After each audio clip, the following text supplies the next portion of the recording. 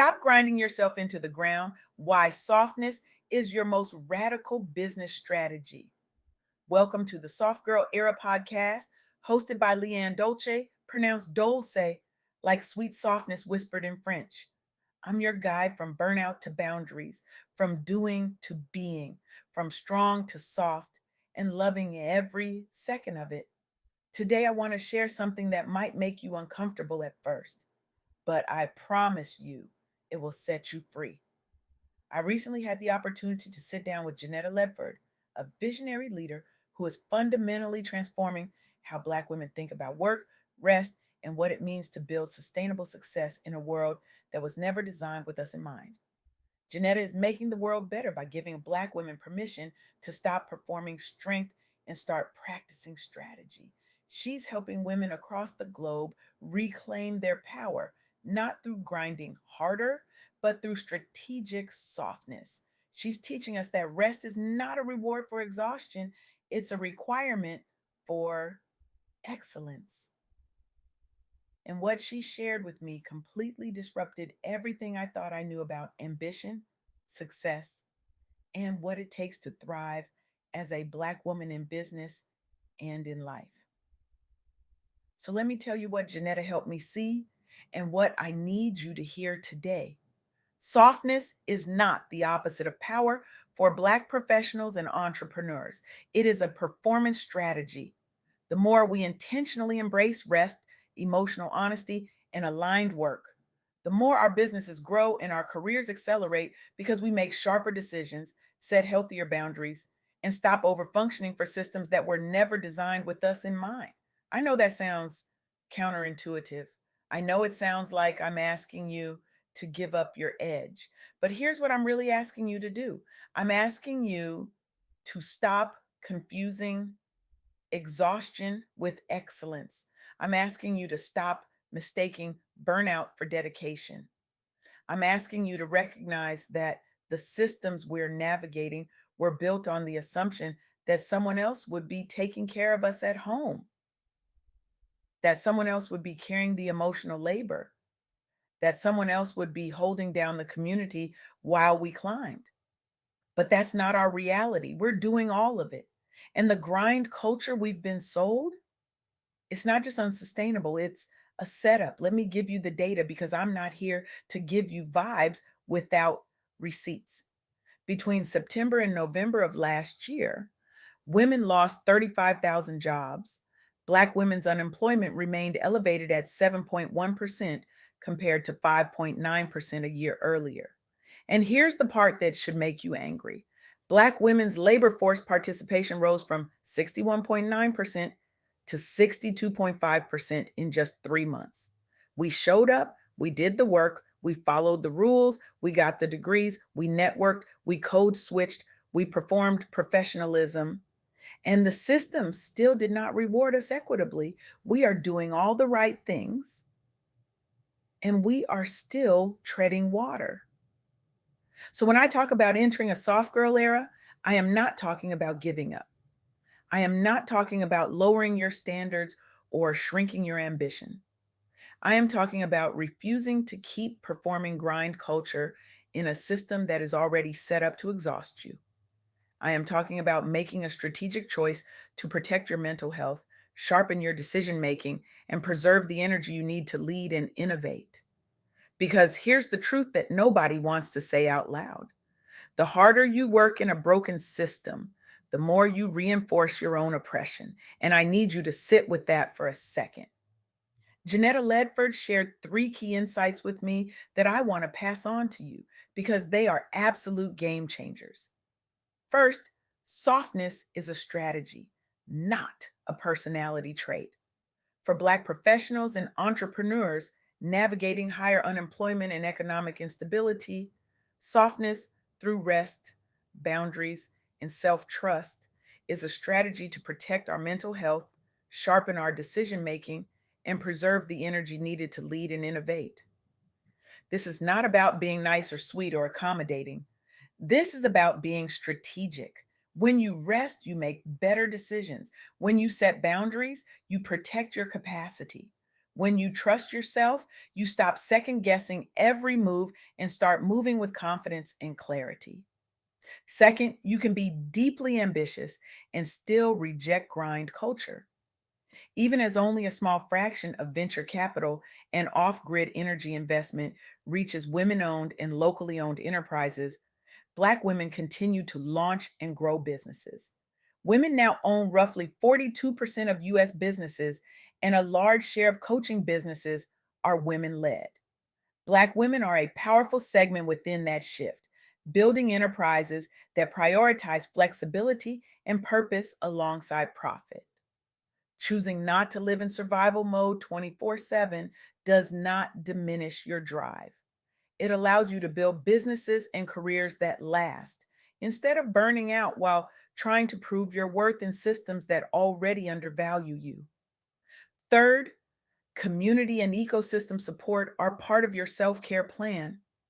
Programs that specifically fund and mentor women led and African women led businesses show that when Black women access capital, training, and networks, they create jobs, generate revenue, and shift their communities.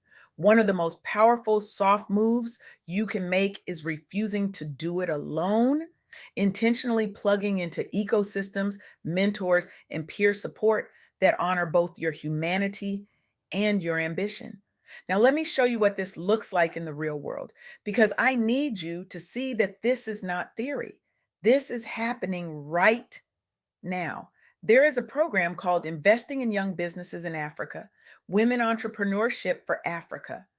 It supports African women led green businesses with funding, training, and mentorship in partnership with the Tony Alumalu Foundation, the European Union, and other international partners. This program spans countries including Cameroon, Kenya, Malawi, Mozambique, Senegal, Tanzania, Togo, and Uganda, focusing on women entrepreneurs building solutions in sustainable agriculture, renewable energy, circular economy, and ecotourism. Here's what's powerful about this: African women entrepreneurs often face limited access to capital, particularly in green and innovation driven sectors. They encounter structural barriers like gender bias in financing, lack of tailored uh, business training, and fragile local ecosystems. Many of them are attempting to grow impact driven businesses while also carrying heavy caregiving and community responsibilities, conditions that often push them into chronic overwork rather than sustainable leadership. But this program does something different. It provides $5,000 in non refundable seed capital to each selected woman led business. It offers comprehensive business management training, including a customized green curriculum designed to build strategic, long term capacity rather than short term hustle. Entrepreneurs receive mentorship and lifetime access to the TEF Connect digital platform, plus specialized masterclasses on finance, resilience, digital growth, and leadership. And the results? The first cohort empowered 751 African women led green businesses with a total of $3.99 million in funding. And the initiative is scaling to support more than 1,000 women entrepreneurs across the continent. Through the broader Tony Elumalu Foundation programs, over 24,000 African entrepreneurs, including many women, have received over $100 million in direct funding, collectively creating over 1,500,000 jobs and more than $4.2 billion in revenue. Let me say that again: 1,500,000 jobs, $4.2 billion in revenue. This is what happens when systems value and resource Black women entrepreneurs. They thrive without relying on grind culture. This is a soft girl era approach to entrepreneurship: ease through support, not reduced ambition. Now let's bring it back home. Here in the United States, Black women are increasingly turning to business ownership as a path to wealth building, flexibility, and self determination, even as structural barriers persist.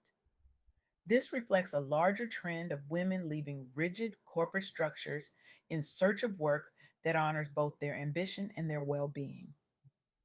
Black-owned businesses are underrepresented relative to population share and often have less access to capital, customers, and growth infrastructure. Women founders, especially Black women, receive a small share of venture and growth funding, limiting scale and stability. Many Black women entrepreneurs are pivoting from corporate roles due to burnout, discrimination, and lack of flexibility, but they must build businesses while still managing financial and family responsibilities. So, what are we doing? Black entrepreneurs are leveraging digital platforms, coaching, and service based businesses to create lower barrier pathways to ownership. Many Black women are using their professional expertise in HR, marketing, finance, wellness, and other areas to build coaching and consulting practices, which offer greater control over their schedules and workloads. Ecosystems like Black Wealth Data and other research backed initiatives are providing visibility into where Black businesses exist and what they need, helping advocates and policymakers support them. And it is working.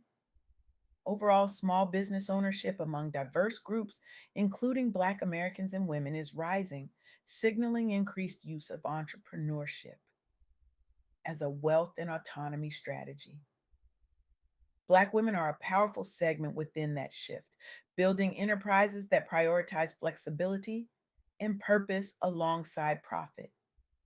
This trend is reshaping the entrepreneurial landscape and showing that softness, defined as flexibility, autonomy, and aligned work, is becoming a mainstream success model for Black women. It also challenges the narrative that the only valid form of success is climbing a corporate ladder. Instead, it validates entrepreneurship as a legitimate, powerful route to wealth and well being for Black professionals. So here's what I want you to take away from everything Janetta Ledford shared with me. Your soft girl era is not about shrinking. It is not about doing less because you are tired. It is about doing what matters because you are wise. It is about recognizing that the systems we are navigating were not built with us in mind, and that over functioning within them is not a badge of honor. It is a setup for burnout. When you choose rest, you are not being lazy, you are being strategic. When you set a boundary, you are not being difficult, you are being clear. When you ask for support, you are not being weak, you are being smart. The data backs this up. The stories back this up. The women who are thriving right now, the ones building businesses that generate millions, the ones creating jobs and shifting communities, they are not doing it by grinding themselves into the ground. They are doing it by building ecosystems, accessing support, and making decisions from a place of clarity and rest, not desperation and exhaustion. So here is what I need you to do, not tomorrow, not next week, right now. I need you to identify one place in your career or business where you are still performing grind culture instead of honoring what you actually need. Maybe it is saying yes to projects that drain you. Maybe it is working late nights to prove your commitment. Maybe it is refusing to ask for help because you think you should be able to do it all alone. Whatever it is, I need you to name it. And then I need you to make one decision this week that brings more softness and sustainability into your work life. Set one boundary, delegate one task, rest one extra hour, reach out to one mentor or peer for support. Do something that signals to yourself and to the world that you are no longer available for systems that require your exhaustion as proof of your worth. Because here's the truth, sis. You do not have to prove your worth by exhausting yourself. You do not have to earn rest. You do not have to wait until you are burned out to choose softness. You can be deeply ambitious and still reject grind culture. You can build wealth and still protect your peace. You can lead and still rest. That is the power of the soft girl era. That is the gift Janetta Ledford reminded me of. Softness is not the opposite of power. It is the strategy that sustains it. Now go build something beautiful. Go rest something sacred. Go protect something precious and do it all without apology, without explanation, and without 1 ounce of guilt. The world needs what you have to offer, but it needs you whole, rested, and free, not burned out, bitter, and broken. Choose softness, choose strategy, choose yourself.